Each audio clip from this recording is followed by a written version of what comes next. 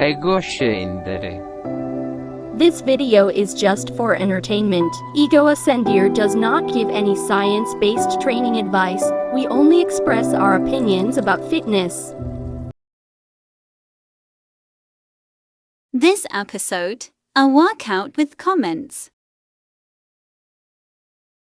I think he is doing some kind of warming up. Definitely some kind of warming up. He prefers gentle joint movements for warming up. We made a whole video about gentle joint movements and put it on YouTube. He drives and resists the movements simultaneously. Usually 10 minutes of warming up like this. Sprinkling some muscle flexing in the movements as well. The workout has been shortened in the edit. What is the goal with this workout? Keeping muscle and strength and athletic ability up in age for as long as possible. But also to just be doing an activity that is fun in its own right. So how is progress gauged? Coming back to the gym for another workout is proof of progress. There is no need to reach a particular goal, such as some kind of set body weight or powerlifting total. No, there isn't. Look, bunny jumps. It's awesome if you have some kind of specific goal. But you don't have to have a specific goal. Usually, if you contact a personal trainer, he or she asks you about your goal. And they want this goal to be specific. It is a relevant question, because if you have a goal and want help to reach it, it makes some sense that your personal trainer knows about this goal in order to help you reach it. But if my goals are longevity and having fun, well, then it will be hard for the personal trainer to motivate his or her necessity. If you contact a personal trainer, they will probably try and convince you to attain a specific goal and milk you for money to reach it. It seems like the warming up is completed. He is switching to calisthenics for abdominals and legs. Hollow rock, 2 knees tucked. He keeps his lower back to the floor in the hollow rock. And he lifts the tailbone when tucking the knees. But if you actually have one or more specific goals, then a good trainer could be critical to reach it. So, if you don't have a specific goal, a personal trainer is a waste of time and money.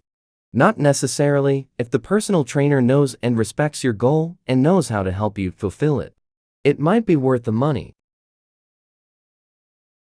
Switching to one-legged bridge to overhead reach.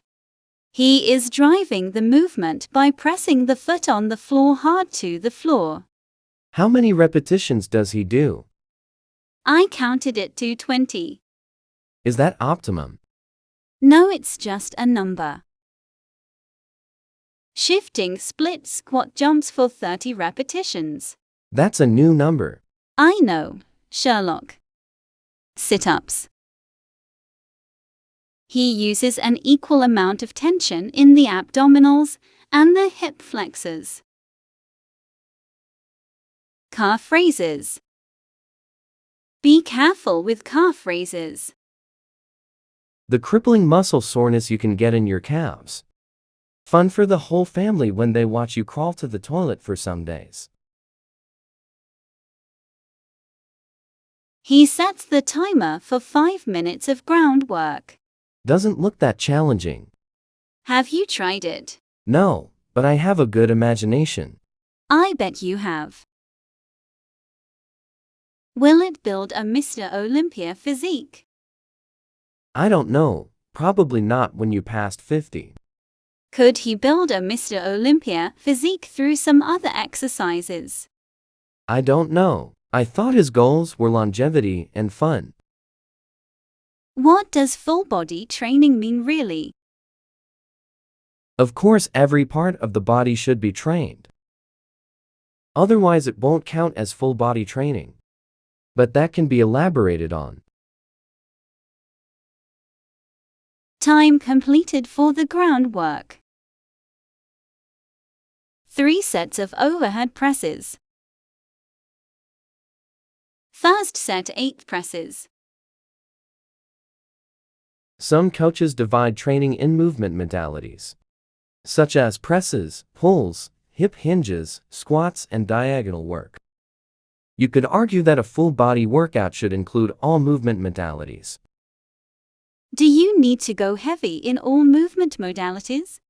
If you are middle-aged, going heavy in one modality per workout is plenty. Starting the second set of overhead presses. He is doing both ground work and overhead presses. That is a lot of presses in the same workout. Shouldn't he be doing curls? Curls for the girls. Jess, I think he was talking yesterday about doing curls for the girls today. So, why isn't he curling? Maybe he just forgot. The second set was just 7 repetitions. The third set of overhead presses. Curls is a great exercise. Very fun to challenge yourself with curls. But sometimes you just forget to do what you plan to do. He falters quickly in the presses, it seems. Just 4 repetitions. Barbell row for 3 sets of 8 repetitions. The complete workout takes about an hour, but it has been shortened to 11 minutes in the edit. The structure of the workout is 10 minutes of gentle joint movements, 15 minutes of calisthenics for abdominals and legs, 5 minutes of groundwork, 30 minutes of strength work. Second set of barbell rows. He is using the underhand grip for this set. He likes to challenge himself with the big basic lifts. But he also tries to get some variation in his training, in order to avoid overuse issues. Doing overhead presses and barbell rows before deadlifting might be a little too much. Too much before heavy deadlifting might reduce your performance in the deadlift. It would make sense to skip both the overhead presses and the barbell rows and focus on the deadlift. But sometimes it's just great fun to go hard in the gym, with the caveat that it will be harder to recover from a hard workout than a tempered workout. For the bulk of the workouts, it seems reasonable to not train harder than you can recover to the next planned workout. Otherwise, fatigue will accumulate and you will eventually have to skip workouts to recover from the previous workouts. But you can indulge in a harder workout if you foresee some time off from hard training coming. He is ramping up the weight for a heavy deadlift. The lower back should be flat during a heavy deadlift. You can curl the vertebrae during light deadlifts. But all the YouTube weirdos seem to agree not to crumple the lower back during heavy deadlifts. However, the back does not have to be in some kind of perfect neutral alignment during heavy deadlifts. Sometimes you see people in the gym arching their backs hard when doing heavy deadlifts.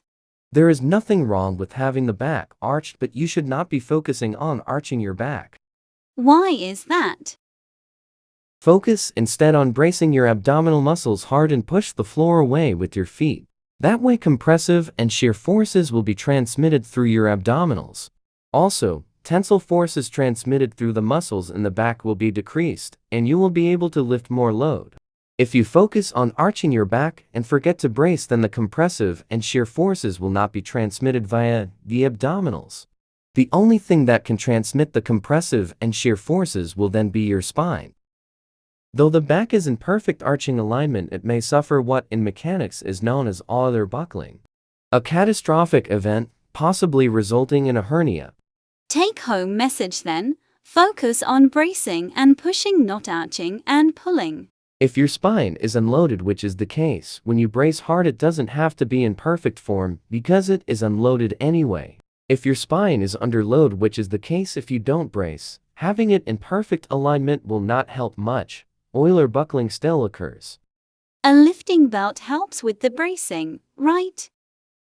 It does, but being able to brace without a belt is a very useful skill. Practicing bracing without a belt will teach you to brace without a belt. I have seen weirdos claiming that the belt teaches you correct bracing. I can't say if that is correct or not. It seems to me that the statement contains an element of speculation.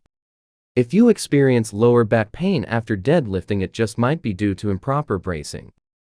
You were lucky and dodged the Euler buckling and the hernia. But your back had to deal with higher tensile forces than it would have with proper bracing.